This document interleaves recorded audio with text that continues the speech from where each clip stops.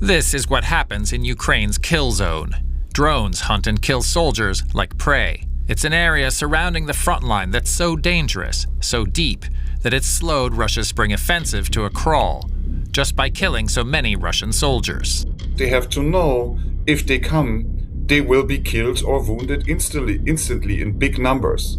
Could other countries set up similar kill zones? Might that become an established tactic for states facing a hostile Russia? The lesson also for everybody is on the eastern flank is to think about how to increase lethality. But before we think about the strategy of setting up copies, what is the kill zone? We asked DW Ukraine correspondent Nick Connolly. He's been there. The kill zone is basically the depth along the front line in which mainly very cheap drones can create huge damage. So previously, a couple of years ago, at the beginning of this war, we would have spoken of maybe a few kilometers deep. Now that's 20 to 30 kilometers deep, depending on where you go and who you ask. That's 20 or 30 kilometers of drone-infested territory controlled by each side. This map shows a rough representation of the contested zone along Ukraine's front line. It's impossible to show exactly because the drones and their pilots move around. If we look at satellite imagery around the battleground city of Pokrovsk, you see it doesn't look like what you'd expect. Not many troops. Soldiers from both sides have to hide their every move in this zone. And there are barely any tanks either. Hardly any vehicles at all. They're just too easy for drones to find and blow up. Nick Connolly ventured into the Pokrovsk kill zone recently with Ukrainian troops. They could only drive so far, then the soldiers had to walk up to 15 kilometers to reach their positions, close by the Russians. One Ukrainian soldier told Nick what happened one time trying to get in. Грузилися в машину, почали їхати в сторону дому, то дві FPV-шки прилетіло в метрі від машини. Була дуже незрозуміла ситуація, бо ми тоді літали з одної точки як на 15 кілометрів, так і на 2 кілометри. На росіян, на їхні ДРГ якісь групи. Тому передвигались максимально скрито, тихо, по посадкам. З ранкового сіряка до вечірнього сіряка. Let's pull back out. If you add both sides of the kill zone, that's a strip 50 or 60 kilometers wide, running the entire 1,200 plus kilometers of the front line, an area where conventional big operations are extremely difficult, if not impossible.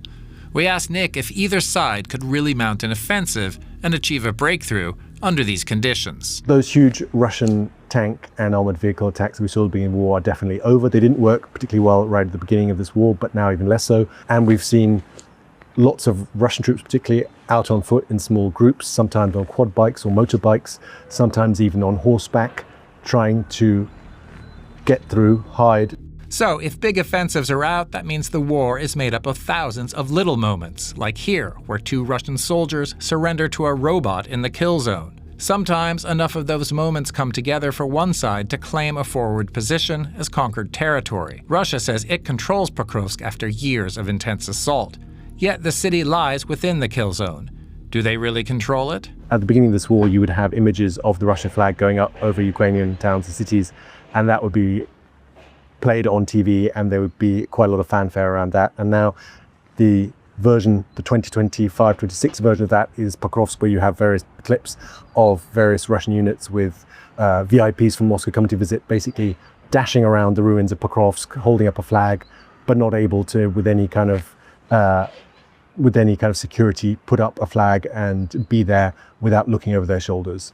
So I think holding territory becomes a whole lot more difficult, and you're only really securely in control of a city once the opponent is 30, 40 kilometers away. For Ukraine, the kill zone eases one of its big military problems, recruiting soldiers.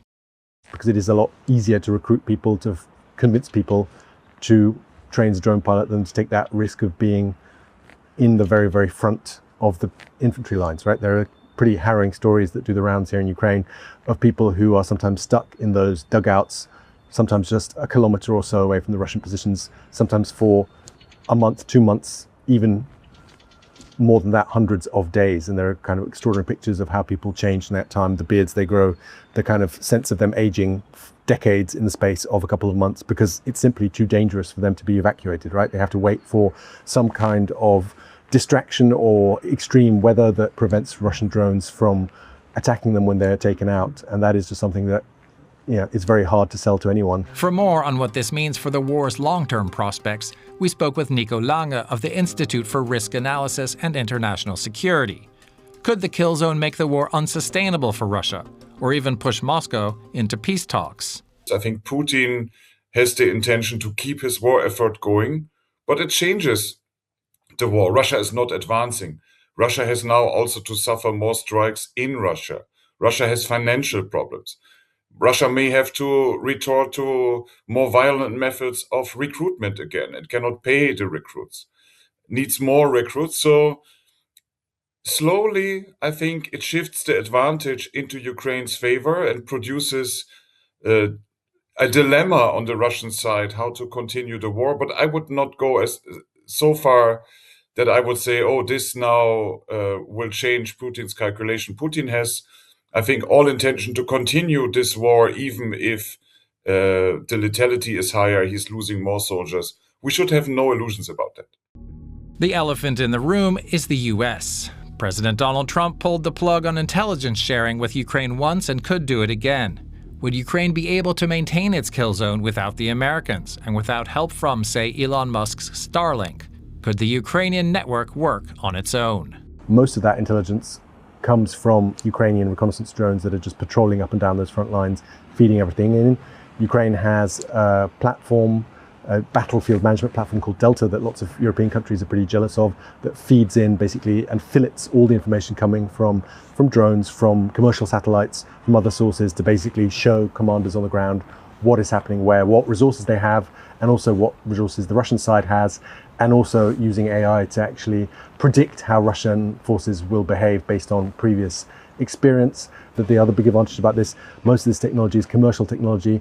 Ukraine can buy lots of this kit and put it together here on the world's markets. It doesn't have to wait for Donald Trump to give an export license or for big weapons companies to slowly fire up production and demand years of orders in return for doing so. So that's something that they can do now in a hurry, and they think just stay more agile than the Russian side.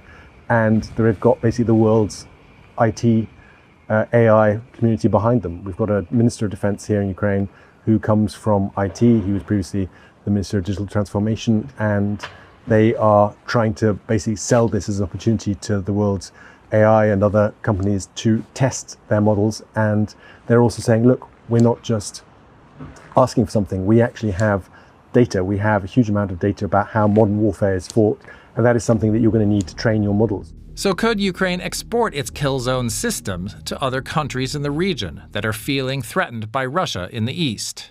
It's a legitimate method of deterrence. You need, I think, a set of military capabilities for that.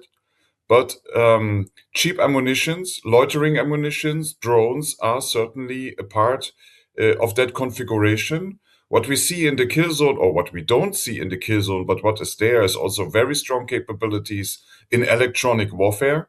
And I think we need that also in the Baltics and everywhere at the eastern flank. So there are very clear lessons here. But maybe the biggest lesson is this mental lesson of not focusing on territory and not counting tanks, but increasing on the message and on the capability to have a very high lethality instantly and make that clear to the Russian side. I think the Baltic states are already working closely with Ukraine on that. It's more for the more central Europeans like Germany to take that that lesson seriously and not have illusions of how to conduct warfare against Russia. Even more broadly, will the example of Ukraine's kill zone redefine how governments and militaries see victory? Will it eliminate the idea of actually winning a war in the sense that we're used to? There's not much room for, brilliant operations and for tactics. It's just about killing as many as possible as quickly as possible. And perhaps this extreme lethality is what countries with threatening neighbors will have to be prepared to inflict, ready to set up kill zones along their borders if need be. In Ukraine, it might just mean its kill zone becomes the de facto border long term. And for Russia, this would mean a forever war.